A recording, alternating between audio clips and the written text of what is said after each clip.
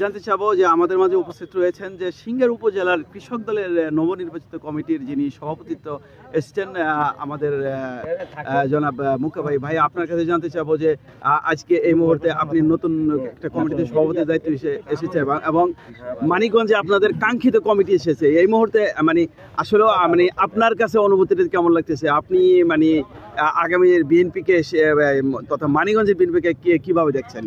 মানিকগঞ্জ জেলা জাতীয়তাবাদী দলের ঐক্যের প্রতীক হল আফরোজা খান নিতা।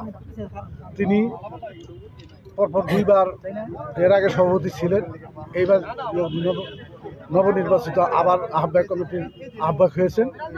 এই জন্য আমরা মানিকগঞ্জ জেলা জাতীয়তাবাদী দল সহ অন্যান্য অঙ্গ সংগঠন খুবই আনন্দিত। তারই ধারাবাহিকতায় আমরা আজকে আনন্দ স্বরূপে এত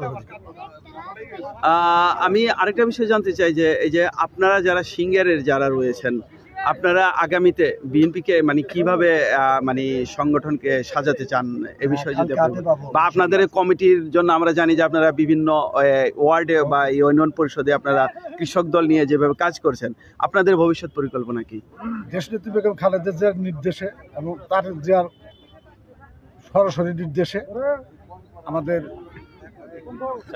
31 দফা বাস্তবায়নের লক্ষ্যে আমরা আফরোজা খান রিতা আপার নেতৃত্বে আমরা সিংগায় সহ মানিকগঞ্জ জেলায় জাতীয়তাবাদী দল অঙ্গ সংগঠন সাজাতে চাই।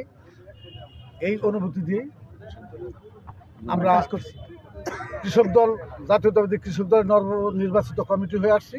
আমরা কৃষক দল জাতীয়তাবাদী দলের প্রত্যক্ষ এবং পরোক্ষ পরামর্শ এবং নির্দেশনায় আমরা আগামী দিনের কৃষক দল সাজাবো সিংহের উপজেলা।